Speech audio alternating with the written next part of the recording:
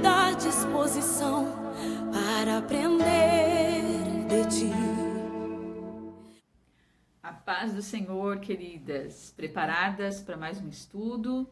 Preparadas para agora seguir rumo ao capítulo de número 11? Estamos quase no finalzinho, né? Estamos quase na reta final da nossa leitura, do nosso plano de leitura. Então hoje nós vamos meditar sobre o capítulo de número 11. O capítulo de número 11, ele vai trazer, né, vai continuar a defesa de Paulo ao seu apostolado, vai continuar a sua defesa a respeito do seu ministério, né? Porque os falsos apóstolos, eles estão lá na igreja, infiltrados, pregando. Paulo não está lá, mas nesta carta ele vai agora defender o seu ministério, né? Diante da igreja dos seus filhos, né? Ele vai dizer a essa igreja que ele está preparando eles assim como uma noiva se prepara para o noivo, né? Ele está preparando a igreja para Cristo, seu noivo. E aí ele vai dizer, vai iniciar o capítulo falando a respeito de Eva, né? Ele vai dizer que não se surpreende se eles forem enganados, assim como Eva foi enganada pela serpente. Mesmo recebendo a ordem do Senhor, né? Eva se deixou ser enganada pela astuta serpente, né? Pela lábia da serpente. E agora, então, essa igreja também está deixando se ser enganada por essa falsa mensagem, né, que esses apóstolos estão pregando. E então Paulo ele vai continuar o seu discurso, né, defendendo seu ministério, mostrando que ele se importa com essa igreja, mostrando a eles, né, tentando trazer a memória dessa igreja que eles estão tolerando essas pessoas enganarem ele, que eles estão tolerando essa igreja, um novo evangelho ser pregado entre eles, né? Um falso evangelho, na verdade. E Paulo então agora vai dizer que ele não é inferior a esses homens, que apesar desses homens eles terem status, eles serem um homem de oratória, souberem falar, né? Porque eles são homens intelectuais. Ele vai dizer, mesmo assim, eu não tenho oratória, mas eu não sou inferior a eles, porque eu sei quem está comigo. Versículo de número 12 do capítulo 11 diz assim: assim continuarei a fazer o que sempre tenho feito. Por isso, frustrarei aqueles que procuram uma oportunidade de se orgulhar de realizar um trabalho como o nosso. Esses indivíduos são falsos apóstolos, obreiros enganosos, disfarçados de apóstolos de Cristo. Mas não me surpreendo, até mesmo Satanás se disfarça de anjo de luz, portanto não é de se admirar que seus servos também finjam ser servos da justiça. No fim, receberão o castigo pelas obras que merecem.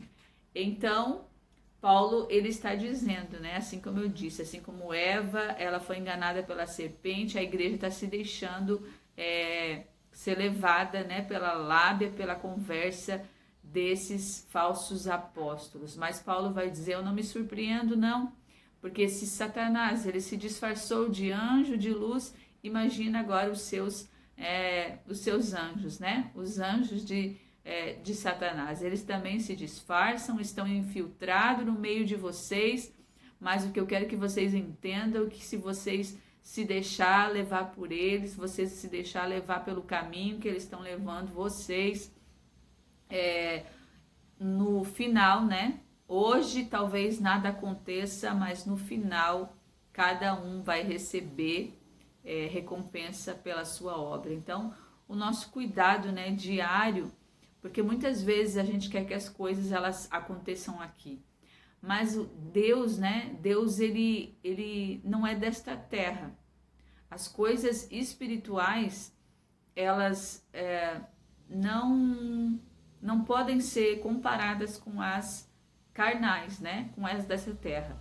Então tem coisas que nós veremos naquele dia. A Bíblia fala, outra vez vereis a recompensa daquele que serve, vereis a diferença daquele que serve e daquele que não serve. Há coisas que estão preparadas apenas para aquele dia. Mas nós, nesse tempo, nós temos que ter discernimento. Nós temos que ter discernimento para discernir aquilo que vem de Deus e aquilo que não vem. E Paulo já ensinou lá na primeira carta dele aos Coríntios, né?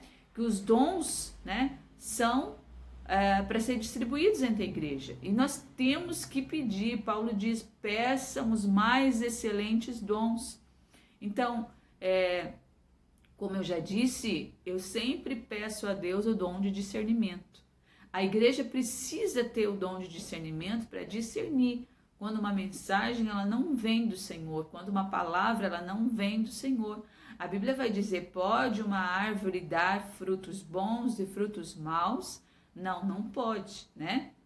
Uma árvore, ela só pode jorrar, né, um tipo de água, ou doce ou salgada. Então, Paulo vai instruir eles agora a discernir a mensagem que está sendo pregada e se firmar naquilo que eles aprenderam e não deixar se corromper por palavra, porque esses apóstolos estão tentando, esses falsos apóstolos estão tentando extorquir os bens deles, estão disfarçados de ministros do evangelho, disfarçados que estão levando uma palavra, eles estão infiltrados no meio deles, tentando retirar deles dinheiro, e eles estão deixando se persuadir, estão deixando ser enganados. E aí Paulo ainda vai dizer a eles, lá no versículo de número 19, afinal, vocês se consideram sábios, mas suportam de boa vontade os insensatos. Esse povo da cidade de Coríntios é um povo considerado sábio, considerado espiritual, considerado um povo bem financeiramente. Então agora Paulo vai dizer, vocês se orgulham da sua sabedoria? Como eu disse lá no início, né? Os grandes filósofos, né? Os grandes pensadores, eles vêm dos pensamentos gregos, né? Nós temos aí Platão, né? Nós temos grandes pensadores. Então esse povo é famoso pela sabedoria que possuía. Então agora Paulo vai dizer, vocês se orgulham da sua sabedoria, se consideram tão sábios e agora vocês estão suportando os insensatos, vocês estão se deixando enganar, vocês estão se afastando da palavra verdadeira, se afastando de Deus, né?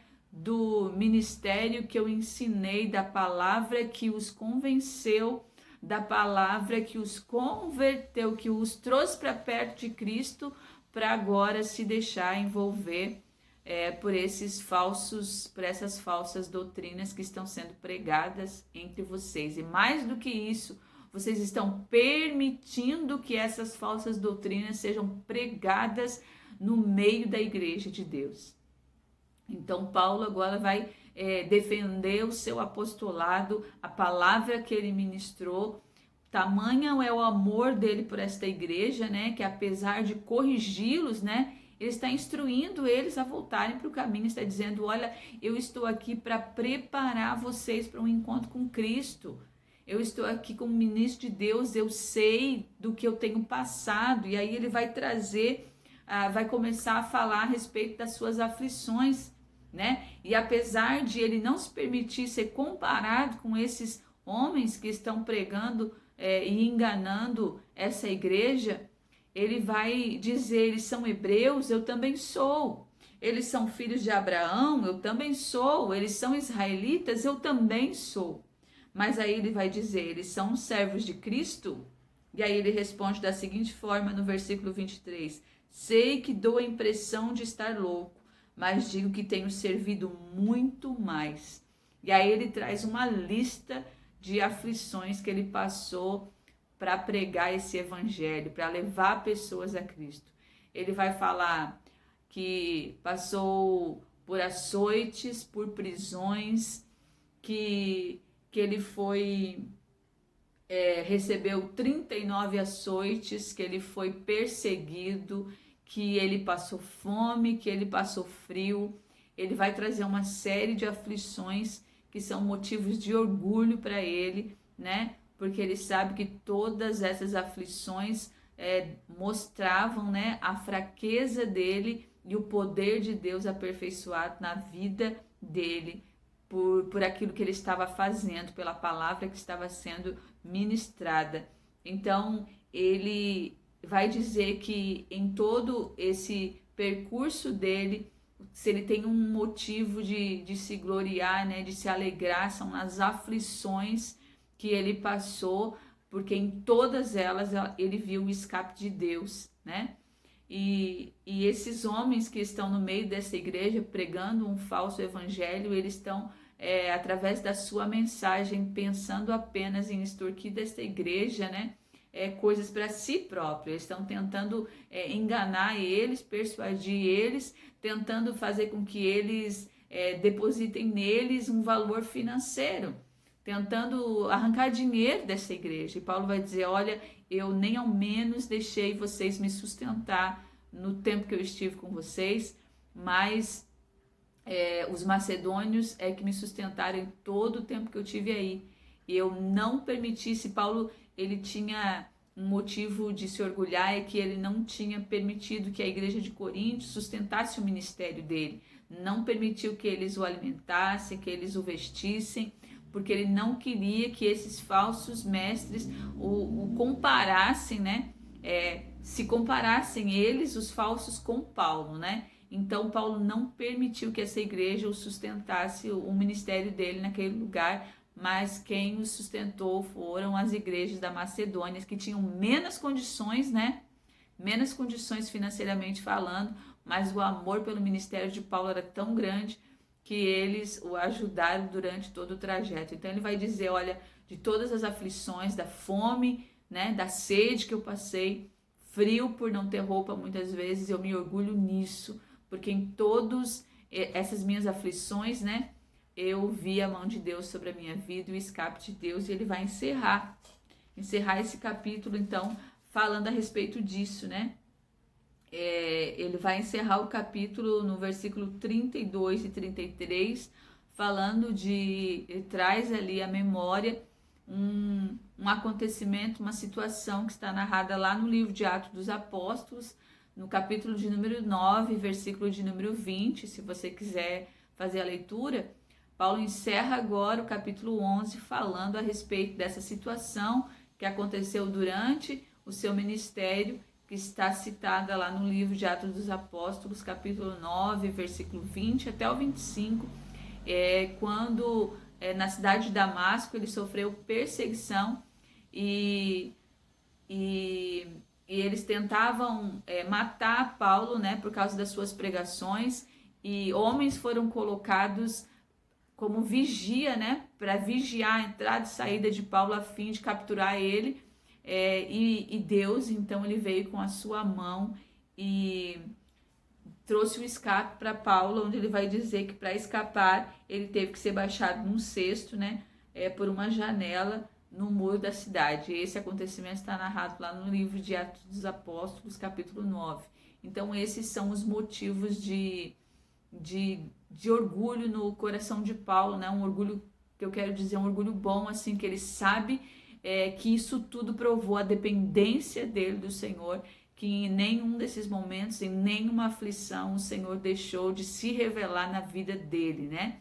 Então Paulo vai trazer, durante esse capítulo de número 11, a diferença, né, do servo de Deus e daqueles que são considerados falsos mestres, que ensinam uma doutrina falsa, porque eles não estão ali com o coração voltado a almas, com o coração voltado à obediência ao Senhor, né? Assim como Paulo fez. Ele está agora tentando mostrar aos coríntios a diferença entre o verdadeiro e o falso ministro de Deus, né?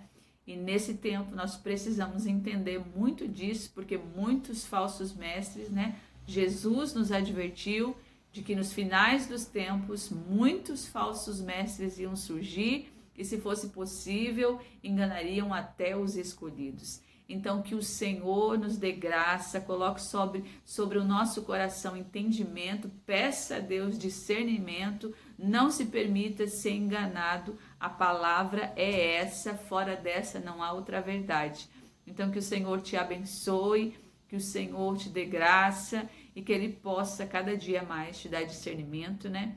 e que o caminho do Senhor seja sempre à sua frente, a direção que você tome. Que o Senhor te abençoe nesse tempo, te abençoe através dessa leitura, em nome de Jesus.